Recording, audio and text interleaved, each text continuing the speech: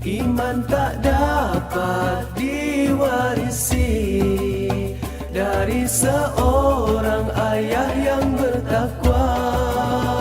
Ia tak dapat Dari Raub ke Pontian, singgah pula ke Kuala Perlis. Mohon semua berikan perhatian, izinkan saya memulakan majlis. Assalamualaikum warahmatullahi wabarakatuh. Saya ucapkan kepada semua penonton forum perdana IPG KKB kita pada kali ini. Sebelah kanan saya, panel pertama saya iaitu saudara Muhammad Adam Syafzan. Manakala di sebelah kiri saya, panel kedua iaitu Amir Ashraf. Saya Muhammad Zikri bin Mak Zaid selaku moderator kita pada kali ini. Akhlak mulia masyarakat sejahtera. Itulah tajuk forum kita pada kali ini. Akhlak bermaksud sifat yang tertanam dalam diri masyarakat yang mampu memberikan tindak balas tanpa perlukan pemikiran yang lama ataupun tanpa perlu berfikir dengan lama. Saudara Adam, boleh berikan definisi akhlak menurut pandangan anda terhadap masyarakat? Okey, terima kasih saudara moderator, Cik Ziki Mohsin. Terima kasih kerana sudi menjemput saya pada hari ini. Assalamualaikum warahmatullahi wabarakatuh. Rabbi sholli sadri wa yassir li amri. Datang insani yang kau. Allahumma ftah alaina hikmataka wa syur alaina min fadlika wa hidayah. Jika saudara mempunyai pantun pada permulaan tadi, saya juga ada pembuka bicara punya pantun. Ada pantun lagi? Ada. Okey. Mencari timba si anak dara. Di bawah sarang burung tempur. Assalamualaikum menjadi pembuka bicara. Selamat sejahtera buat semua. Bagi menjawab pendapat anda definisi akhlak, saya akan menerangkan definisi akhlak dan juga kepentingannya pada masyarakat sekarang. Akhlak dikatakan menjadi asas pembinaan diri serta masyarakat yang utuh. Utuh ni dikatakan apa? Utuh ni dikatakan harmoni dan utuh masyarakat antara masyarakat dengan kita. Ia juga menjadi peranan utama dalam menentukan bangun atau runtuhnya sesuatu bangsa tersebut. Akhlak juga menjadi faktor pembinaan asas sebuah negara, bangsa dan tamadun pada hari ini hingga pada masa depan. Pada pandangan saya, kepentingan akhlak kepada masyarakat ialah kedudukan akhlak dalam Islam sangat penting kerana ia melambangkan atau mencerminkan sesebuah bangsa. Ini dikatakan kerana jika sesuatu bangsa tersebut mempunyai akhlak yang mulia, akhlak yang terpuji, masyarakat lain ataupun bangsa lain akan melihat kita dengan yang terpuji. Betul. Mereka akan memandang tinggi kepada bangsa atau masyarakat di sesebuah kawasan tersebut. Akhlak juga sangat penting, seperti mana Rasulullah diutuskan hanya untuk menyempurnakan akhlak yang mulia. Ini disebut oleh dalam hadis riwayat Al-Tirmizi. Riwayat Al-Hakim. Sesungguhnya aku diutuskan untuk menyempurnakan akhlak yang mulia. Ini dikatakan bahawa Rasulullah SAW sangat berakhlak mulia, iaitu Allah memutuskan Nabi SAW untuk menjadi contoh kepada masyarakat-masyarakat di sekitarnya dalam memamerkan akhlak terpuji. Akhlak juga sangat penting, seperti mana Rasulullah diutuskan untuk memamerkan akhlak yang mulia. Ini dikatakan oleh hadis riwayat Al-Hakim, iaitu sesungguhnya aku diutuskan untuk menyempurnakan akhlak yang mulia. Ini menunjukkan bahawa Nabi Muhammad diutuskan oleh Allah untuk mempamerkan akhlak yang mulia, akhlak yang mulianya kepada masyarakat, supaya masyarakat menjadi mengikut contoh yang terbaik dalam kepada daripada terhadap Nabi Muhammad sallallahu alaihi wasallam. Wallahu a'lam. Satu isi yang sangat padat daripada saudara Adam.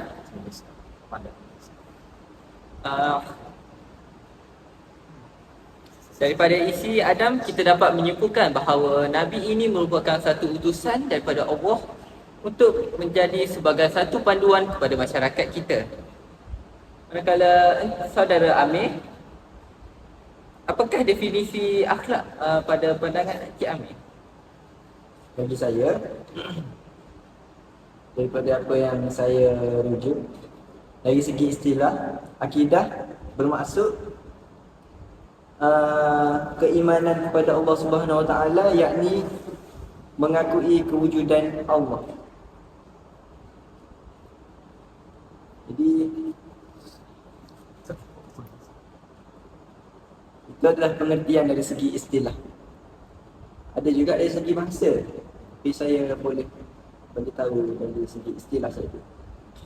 Kelahiran Rasulullah sallallahu alaihi wasallam merupakan rahmat yang sangat besar untuk kita semua sebagai umatnya.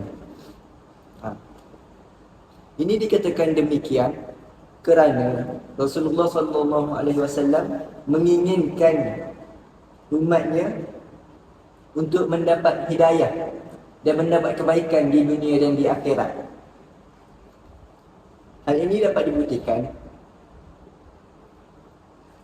apa yang saya cakap tadi, ia dapat dibuktikan dengan peristiwa, awak berdua tahu kan, peristiwa Rasulullah sallallahu alaihi wasallam dihina, dibaling batu sehingga luka berdarah.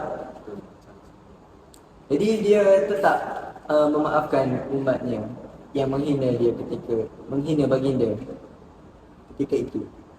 Dan dia tidak berdoa kepada Allah Subhanahu Wa Taala untuk memberi azab kepada mereka yang menghina baginda. Ini menunjukkan Rasulullah sallallahu alaihi wasallam manusia yang sangat mulia, dan baginda siap mendoakan umatnya yang menghina baginda itu untuk mendapat hidayah. Okey, dalam soal akidah, dalam soal bersihkan akidah, baginda membimbing umatnya untuk mentauhidkan Allah, iaitu Tuhan yang layak disembah. Jadi kalau untuk menetapkan hukum hakam dalam agama dan syariat, ia diajar dan diperlihatkan oleh baginda sama ada melalui teori atau amali. Itu sahaja. Satu lagi isi yang sangat menarik kepada saudara Amir.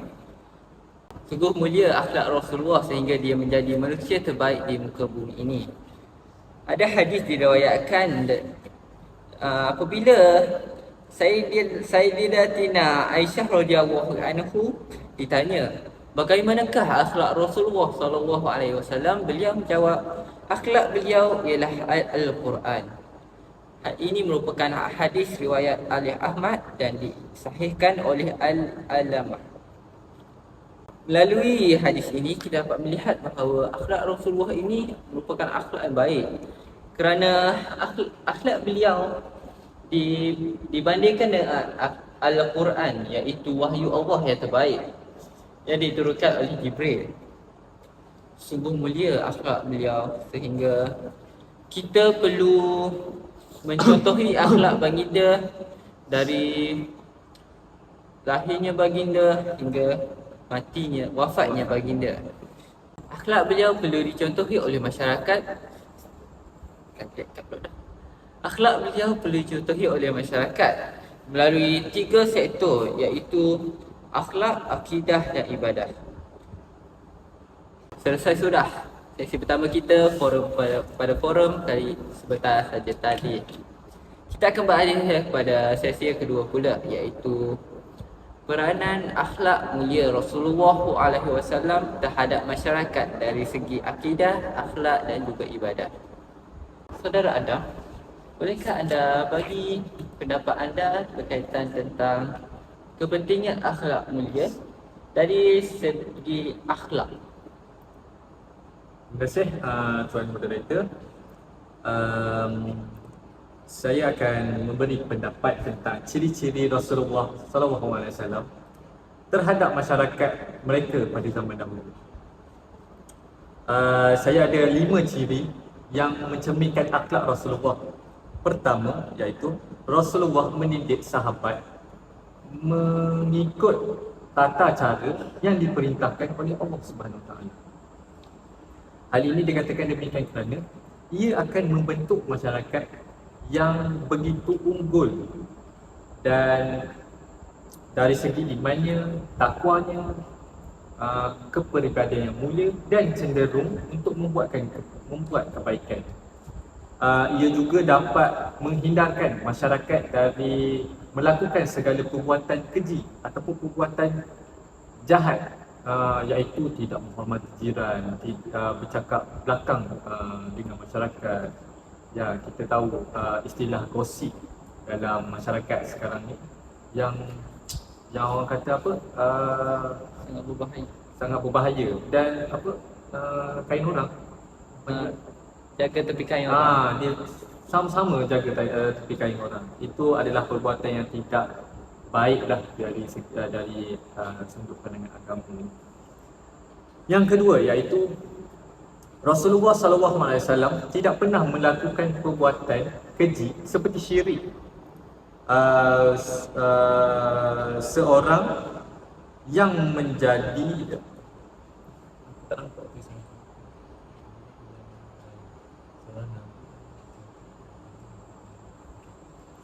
Yang kedua iaitu Rasulullah tidak pernah membuat perbuatan keji terhadap masyarakat yang lain. Hal ini kerana Rasulullah itu adalah Nabi Muhammad kita kan, Nabi yang terakhir. Dia perlulah menunjukkan contoh atau teladan yang baik kepada masyarakat agar masyarakat itu memandang Nabi Muhammad ini tinggi dan menjadikan Nabi Muhammad itu contoh atau teladan dalam kehidupan masyarakat tersebut. Kita ada perkataan iaitu kita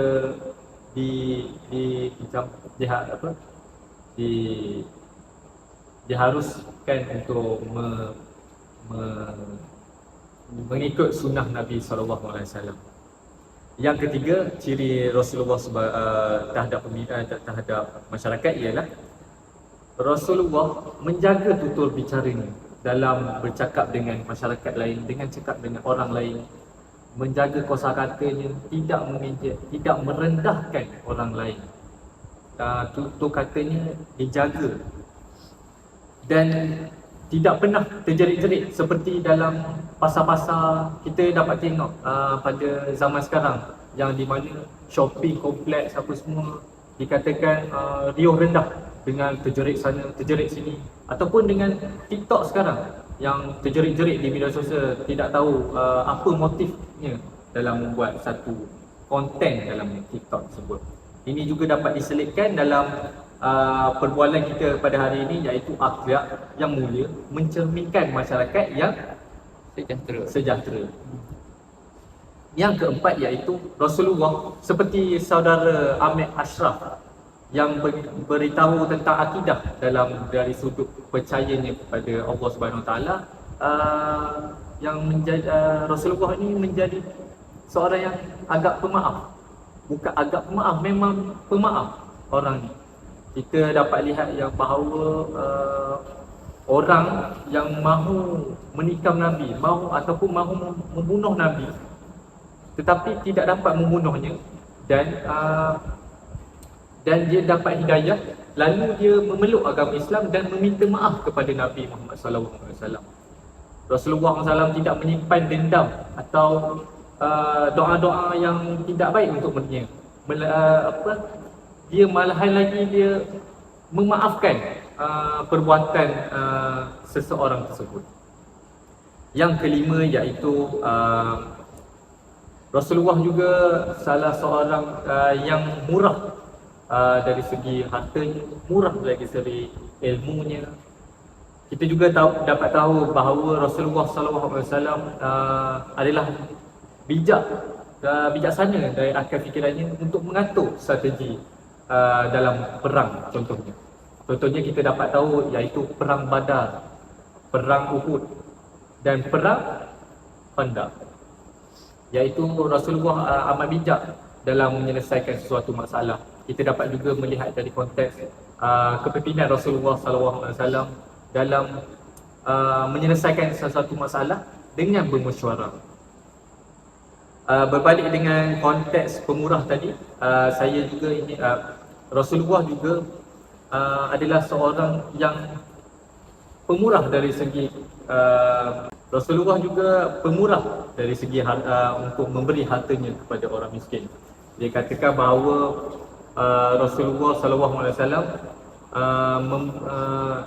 dengan hasil titik peluh mereka dia dalam pekerjaan mendapat harta tersebut dan dia mengambil keperluannya sahaja, dan selebihnya dia adalah beri kepada orang lain. Itu dikatakan dalam konteks rezeki, harta ni bukan hak kita sepenuhnya, tetapi harta ni bukan 100%, mungkin 20% hak orang lain, mungkin rezeki orang lain. Kita adalah derma kepada masyarakat yang fakir, golongan yang fakir miskin, agar mereka dapat juga membantu dalam mengharmonikan masyarakat kita pada hari ini.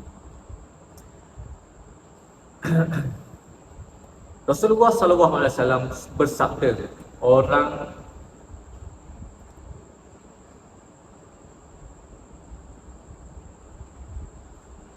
Saya mahu menutup dengan hadis Rasulullah yang amat menyentuh hati saya, iaitu Rasulullah SAW bersabda, orang yang bodoh tetapi dia pemurah, lagi dekat dengan manusia dan jauh dari api neraka, lebih baik daripada orang yang mengikut perintah Allah, mengikut orang yang soleh lah, tetapi kufur dengan nikmatnya. Allah Subhanahu Wa Taala menjelaskan ini menjelaskan bahawa kita perlulah sentiasa menjadi pemurah kepada masyarakat. Saya menyimpulkan bahawa ciri-ciri yang saya beri tadi, kita perlulah menjadi pemurah kepada masyarakat, menjadi pemaaf dari segi aspek sosial, politik, ekonomi. Kita harus memaafkan pada masyarakat tersebut, dan juga kita haruslah berkongsi rezeki dengan orang lain agar orang lain juga dapat menikmati rezeki kita, menikmati kebaikan yang kita buat. Allahu. Satu isi yang sangat menarik dan menyentuh hati daripada saudara panel Encik Adam. Berdasarkan isi yang diberikan oleh saudara Adam tadi, saya teringat dengan satu pepatah. Di dalam rezeki kita ada juga rezeki orang lain. Sebab tak semua rezeki kita itu milik kita. Ini dapat menunjukkan melalui ayat ini bahawa sikap bersedekah itu perlu diamalkan oleh setiap umat Islam, kerana sedekah itu bukannya dapat menunjukkan bahawa kita itu miskin, tapi menunjukkan salah. Melalui ayat ini kita dapat menyimpulkan bahawa sikap sedekah itu perlu ada dalam setiap diri seseorang Muslim. Kerana bersedekah bukan sahaja membuatkan kita miskin, tetapi dapat menarik lebih banyak rezeki daripada Allah kepada kita. Ini dapat membuatkan rezeki yang diredai Allah itu lebih banyak untuk sampai kepada kita, untuk diperoleh. Seterusnya, peranan akhlak mulia terhadap masyarakat dari segi akidah. Saudara Amir, bolehkah saudara bagi tahu berkaitan tentang akidah pula? Akidah. Okey, jadi bercakap pasal akidah. Maksud dia apa tadi saya cakap? Kepercayaan. Keimanan kepada Allah Subhanahu Wa Taala, yang ini mengakui kewujudan Allah Subhanahu Wa Taala. Okey. Jadi pada hari ini mesti kita semua pilih kan, ada sesetengah pihak dia nak menetapkan seseorang tu sebagai orang yang fasik, yang ni yang fasik, yang ni yang beriman, yang ni yang munafik, yang ni yang murtad. Dia menghukumkan. Padahal kita semua sujud kepada Tuhan kita iaitu Allah Subhanahu Wa Taala. Kiblat sama, solat sama. Jadi kenapa nak menghukum orang macam tu? Jadi ia boleh menyebabkan kita, akidah kita terpesong. Ya, rosak.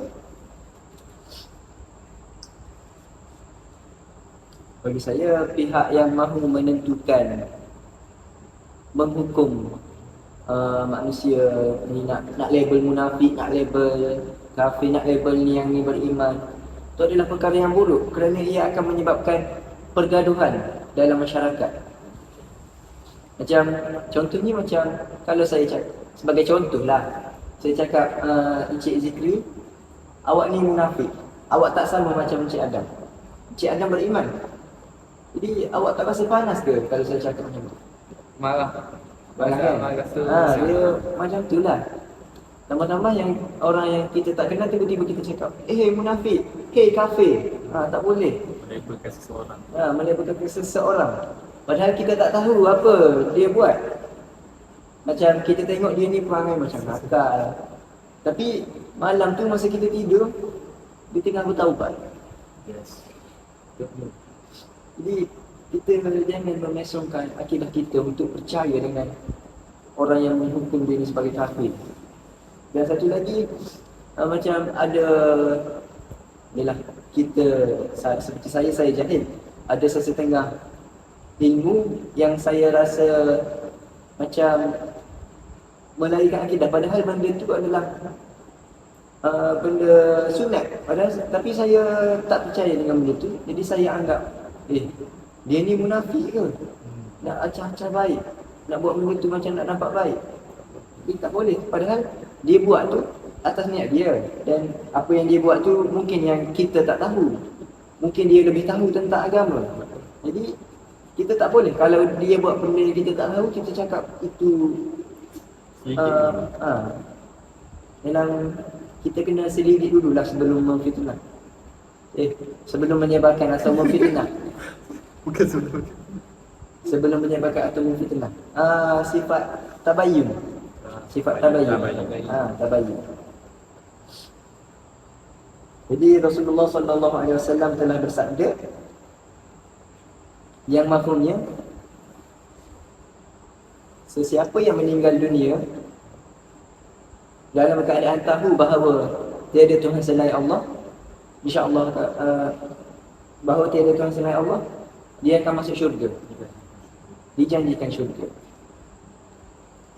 Itu maksudnya kita kalau nak buat apa-apa, kita kena percaya dengan Allah. Seperti kisah yang saya cerita dari awal tadi, akidah Rasulullah sallallahu alaihi wasallam yang tidak mahu tu akhlak sebenarnya, tidak mahu mendoakan keburukan pada orang lain.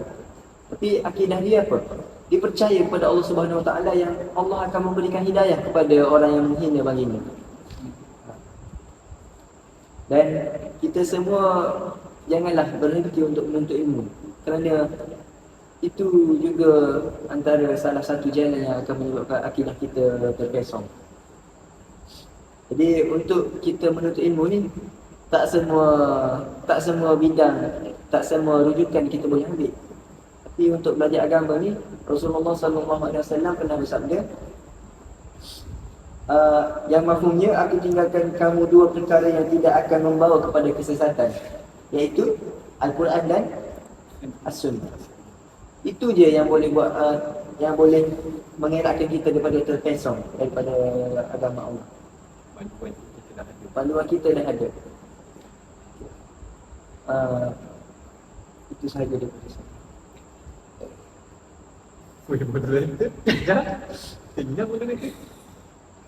Melalui daripada isi akhlak tadi, kita seharusnya tidak boleh menghukum seseorang melalui daripada luaran sahaja. Sebab kita hanya melihat mereka daripada luaran. kita tak tahu daripada belakang dia solat 5 waktu, tahajud, solat sunat pukul 3 pagi. Mungkin amalan mereka tu lebih baik daripada kita sendiri, sebab kita hanya manusia biasa seperti dia sendiri.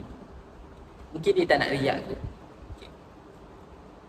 Selesai sudah daripada segi akhlak dan juga akidah. Hari ini dirikan saya sambung dari segi ibadah. Silakan. Seperti yang kita tahu, Nabi kita ini mempunyai ibadat yang baik dan juga mempunyai akhlak yang tinggi dan mulia. Namun begitu, beliau juga mempunyai amalan ibadah yang tinggi. Sebagai contoh, walaupun beliau itu seorang Nabi dan dijanjikan syurga, dia juga selalu solat tahajud dan solat sunat pada sepertiga malam sehingga menyebabkan jari beliau bengkak-bengkak. Dan ini dapat menunjukkan bahawa beliau itu sangat bersyukur kerana diberikan nikmat Islam.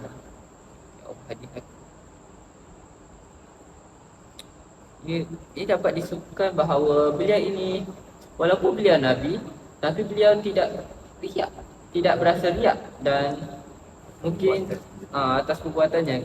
Mungkin kalau saya jadi Nabi, mungkin saya tidak akan solat kerana dijanjikan syurga kan. Buat apa nak solat? Tawaduk lah. Dah tawaduk. Ini dapat menunjukkan bahawa sungguh mulia ciri-ciri akhlak Rasulullah. Setakat Nabi pun solat sunat, kita apatah lagi. Solat fardu pun lewat. Wallahu alam. Selain itu, Nabi juga selalu mengamalkan solat sunat pada setiap Isnin dan Khamis. Ini dapat menunjukkan bahawa walaupun beliau diberikan rezeki, namun beliau tetap menggunakan masa untuk solat sunat, untuk berpuasa sunat pada Isnin dan Khamis. Seterusnya, beliau juga tidak berhenti untuk menyebut nama-nama Allah seperti dalam zikir dan juga wirid selepas solat. Sekian sahaja daripada saya. Sebelum menutupi majlis ini, saya ada sedikit pantun.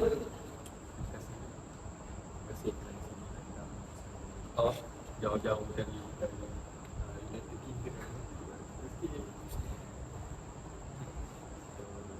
Sekian saja daripada saya untuk forum pada kali ini. Terima kasih kepada panel yang datang jauh daripada Johor dan juga panel Amir yang datang daripada Perlis di IPG KKB kita untuk forum perdana yang sungguh mulia ini. Alhamdulillah. Terima kasih. Padang rumput bukan sekadar rumput. Rumput ditanam menggunakan kereta. Panel dijemput bukan sekadar jemput, malah memberikan pelbagai bicara. Sekian sahaja pada saya pada forum perdana pada malam ini. Yang baik itu daripada Allah, yang buruk itu daripada diri kami bertiga sendiri. Selesai sudah tugasan GPIM, kita tamatkan forum kita dengan tasbih kifarah dan juga surah Wal-As. Bismillah.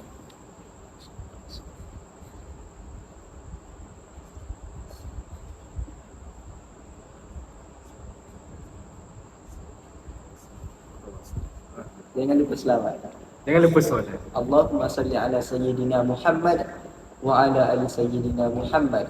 Allahumma dini fi man hadait wa afini fi man afait. Jangan lupa like, subscribe. Dari seorang ayah yang bertakwa.